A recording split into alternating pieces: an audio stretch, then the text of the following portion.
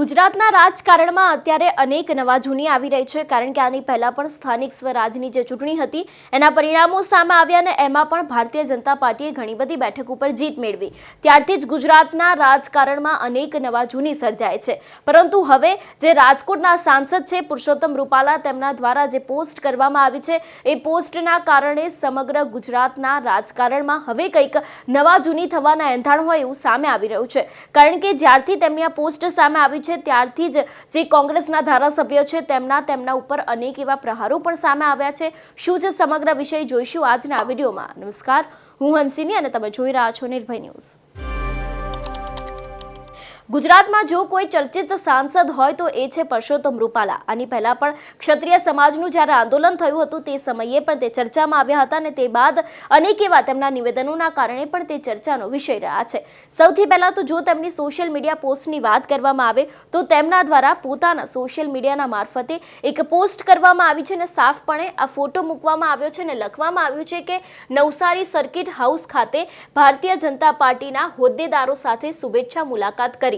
આ ફોટોમાં ઘણા બધા લોકો એવા છે જે ભારતીય જનતા પાર્ટી સાથે જોડાયેલા છે, પરંતુ આ ફોટોમાં એક પોલીસ અધિકારી પણ છે, જેને જ લઈને આ સમગ્ર વિવાદ થયો છે અને જે નવસારીના પીઆઈ છે તે પણ હવે ભારતીય જનતા પાર્ટીમાં જોડાયા હોય તેવા આક્ષેપો કરવામાં આવ્યા છે કોંગ્રેસના ધારાસભ્ય દ્વારા. એટલું જ નહીં, આને કારણે અત્યારે હાલ ગુજરાતના રાજકારણમાં પણ ગરમાવો જોવા મળ્યો છે કે શું ખરેખર નવસારીના જે પીઆઈ છે તે ખરેખર ભારતીય જનતા પાર્ટીમાં જોડાયા છે કે કેમ, તેવા પણ સવાલો તેમના દ્વારા ઉભા કરવામાં આવે છે. કારણ કે આ પોસ્ટ કરવામાં આવી છે પુરુષોત્તમ રૂપાલા દ્વારા અને તેમના દ્વારા આ સમગ્ર વાતને અહીં લખવામાં પણ આવી છે, જે હવે અનંત પટેલ દ્વારા જે કહેવામાં આવ્યું છે તે પણ જોઈએ. કારણ કે તેમણે લખ્યું છે કે અભિનંદન, નવસારીના પીઆઈ દીપક કોરાટ ભાજપમાં જોડાયા. આ પુરુષોત્તમ રૂપાલાની પોસ્ટ છે જેમાં દીપક કોરાટ દેખાઈ રહ્યા છે. આ દીપક કોરાટ છે જે નવસારીના પીઆઈ છે, તેમનો જ ફોટો મૂકવામાં આવ્યો છે. અહીં પુરુષોત્તમ રૂપાલા છે ને તેમની આસપાસ ભારતીય જનતા પાર્ટીના નેતાઓ છે અને તેમના દ્વારા લખવામાં આવ્યું હતું કે નવસારીના સર્કિટ હાઉસ ખાતે ભારતીય જનતા પાર્ટીના હોદ્દેદારો સાથે શુભેચ્છા મુલાકાત કરી. તો જો ભારતીય જનતા પાર્ટીના હોદ્દેદારો હોય તો અહીં આ નવસારીના પીઆઈ જે દીપક કોરાટ છે તે અહીં શું કરી રહ્યા છે આ ફોટોમાં, તેવા સવાલો અત્યારે હાલ ઊભા થયા છે. અને એને જ લઈને જે કોંગ્રેસના ધારાસભ્ય છે તેમના દ્વારા પણ લખવામાં આવ્યું છે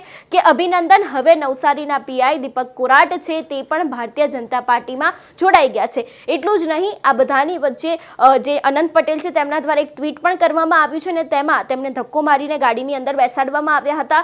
તેના દ્વારા પણ તેમને અનેક એવા પ્રહારો કર્યા હતા. પરંતુ સવાલ એક એ ઊભો થાય છે કે શું ખરેખર હવે નવસારીના જે પીઆઈ દેખાય છે આ ફોટોમાં, તેની સાથે તેમના ઘણા બધા બીજા પણ ફોટો સોશિયલ મીડિયામાં ખૂબ જ વાયરલ થઈ રહ્યા છે કે જે આ પીઆઈ છે એ ખરેખર હવે ભારતીય જનતા પાર્ટીમાં જોડાઈ ગયા છે કે કેમ, અને જો તે ખરેખર જોડાયા છે તો પછી હવે આગળ તેમનું શું થશે, તેવા પણ અનેક સવાલો ઊભા થયા છે. અને આને જ લઈને જે કોંગ્રેસના ધારાસભ્ય અનંત પટેલ છે તે મેદાને આવ્યા છે અને પુરુષોત્તમ રૂપાલાની આ જે પોસ્ટ સામે આવી હતી એ પોસ્ટ ઉપર જ તેમણે લખ્યું છે કે અભિનંદન, હવે નવસારીના પીઆઈ પણ ભારતીય જનતા પાર્ટીમાં જોડાઈ ગયા છે. જોકે હવે આને લઈને પીઆઈ દ્વારા કોઈ ખુલાસો કરવામાં આવશે કે કેમ તે પણ જોવાનું રહ્યું. કારણ કે પુરુષોત્તમ રૂપાલા પોતે જ સ્વીકારી રહ્યા છે અને તેમના દ્વારા પોતાના દ્વારા જ લખવામાં આવ્યું છે કે નવસારીના સર્કિટ હાઉસ ખાતે આજે ભારતીય જનતા પાર્ટીના હોદ્દેદારો સાથે એમને મુલાકાત કરી હતી ને તે જ ફોટાની અંદર નવસારીના પીઆઈ પણ દેખાઈ રહ્યા છે. એટલે કદાચ અત્યારે હાલ દરેક લોકોના મનમાં અનેક એવા તર્ક વિતર્ક સર્જાઈ રહ્યા છે કે શું ખરેખર નવસારીના પીઆઈ